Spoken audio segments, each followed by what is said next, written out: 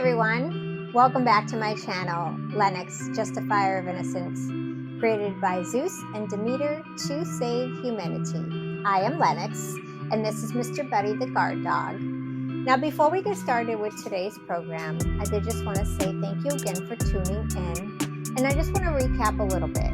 Now, the last show that we did was based on a patron's request, and we do want to do a little bit more of that. So if you have any injustices in which you have suffered and you would like some fantasy justice, feel free to email me and I'll be more than happy to put it together for you in a story and present it on this channel. With that said, now with this week, we are going to be continuing with Lenox and her crew's journey to save humanity. In the last episode, it was the ending of the mini-series titled The Absolving of Women and Children, where Puchintero and Ova Casanama escaped. Now this week we're going to be continuing on with that story with a new storyline titled The Predators. Before we start with today's program, I did just want to remind you all that even though these stories are loosely based and inspired by true events that happen in the world, everything that we do is carried out in fantasy, all the characters are fictitious, and the stories are embellished for dramatic effect and with imagination. The Predator. Top of the food chain. In the animal kingdom, some species are referred to as predators or apex predators. It references the circle of life. But you see, it's really a misuse of the word. Animals never hunt or hurt another for pleasure, only out of survival, whether it's to eat or defend its own life. They really should be labeled as survivalists, not predators. Humans are the only living creature in existence to take life for pleasures. The true apex predator. The dictionary defines a predator as person or persons who ruthlessly exploits others for personal gain. But it goes far beyond that. When you look at it, we as humans pillage and plunder all that is in our path, from land to animals to villages of other humans. Most don't even think about the consequences, only about the immediate satisfaction one feels and the financial profits to come. It is not just about survival. Certain things that we do as humans are absolutely necessary for survival, like farming the land, raising animals in a humane way for consumption. However, this is not what we speak of. Predatory implies evil intent to carry out harmful acts that typically encompass most of it, if not all, the deadly sins of man. Pride, greed, lust, envy, gluttony, wrath, and sloth. We are all consuming. Some of us become so accustomed to it that we don't even see it as sins anymore. This is where the slope becomes slippery. When these sins become mainstream, glorified by today's society, consumed by millions worldwide in the form of social media, reality TV, and mainstream media, we then start to consume each other, starting with our most vulnerable, our women and children. And for what? Money, lust, power. Josephine and Amalia were at the sanctuary digesting the events that had just occurred during the Absolving of Women and Children mission. We were able to expose the truth behind the movement, weakening the enemy, and now it is time to continue hammering away at the increased wave of immoral human transportation and modern-day slave trade. According to FBI statistics, an estimated 460,000 children are reported missing every year, and 270,000 women. And that's just here in the States. It doesn't include the thousands of undocumented women and children that get brought in through our weak borders each day. Imagine what the global number is. Millions. The world is in complete chaos right now. Just then, Ogard entered the room. We need to work on a way to combine your powers with the crew. I believe that will have an enormous impact.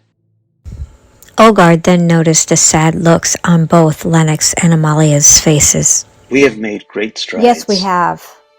But when I stop and think about it, I can't help but be saddened. As we go through our missions, I'm learning things about humanity that breaks my heart. Some people are not capable of repenting. Even though I put them in a state where they relive all the evil and the pain that they have caused, they don't repent. That is true for some, but I do not feel sadness. For some, evil was created by pain, but others were born that way and thrive on it. In either case, when they repent, it's a win for humanity. And if they don't, they are contained by your powers, unable to cause further harm on any other living soul again. Lexa walked in. I couldn't help but overhear. He is right, Lenox. You have made such a difference already in a short time, bringing back hope to all the people. You are both right. I have to keep reminding myself. Like Demeter said, it took evil hundreds of years to get to this point. It cannot be undone in a day. We will continue our effort to restore the balance undeterred. It starts here in the United States with destroying the predators, bringing them down one by one. I believe that the more we expose, the more awareness we can create, we can put a dent in this global epidemic. The United States is the leader of the world, and it must lead by example. We need to start with those who are creating the demand for the modern-day slave trade of women and children. While Putintero and Obacastanama fight with each other, we can gather intel and dismantle as many existing operations as possible. I think we should relocate Jaru to a more secure space where he can divulge intel. He knows more than he has let on. I agree with that. I will get to work on making that possible. While you three work on that, I will continue trying to figure out a way to combine all your powers. I cannot wait to see that. Me either. That would be spectacular. Okay, we'll focus on the predators here in the States. That is where we're going to make the greatest impact. We took down that cult involving the curtains and Jaru's operation. We'll eventually shut them all down. But in order to keep new ones from forming, we must address the demand for such things. In order to address the demands, we must first understand the psychology behind it. That means we must be able to get inside the minds of these sick and twisted individuals. Oh man, I don't know. That's going to be so hard to stomach. It will be. Let me be the one to absorb that alone. There's no need to burden you guys with that. I have seen my fair share of turmoil, Lenox. It is not your burden to carry alone. You have me and the crew. It is our duty to assist you in all ways necessary for the sake of humanity. Remember, we're not all mortals. We can handle it. I may not be immortal, but I have a strong mind. Sorry, I get protective of you guys. It's understandable. Okay, gather the crew while we work on this. We're going to get Jaru transferred to a more secure location.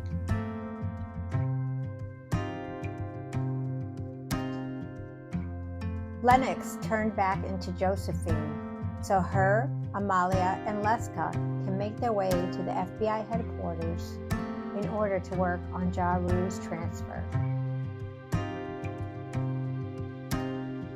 So that is going to conclude today's story. You'll want to make sure that you come back for the continuation of this storyline titled The Predators. Lenox, Josephine, Amalia, and Lexa are going to be heading to the prison with Mr. Buddy in tow to help transfer Ja Rue to a new location where he will be safe to divulge the information necessary we need to carry out these missions. So you want to stay tuned for that. Also wanted to say this weekend is the 4th of July weekend, so I wanted to wish you guys a happy 4th of July. I am going to try to get a second video out for you this week for the weekend, but I do have jury duty this week, so my time is going to be a little bit limited, but I will try my best to get that second video out, even if it's just a touch base with you and I. I hope that you guys are having a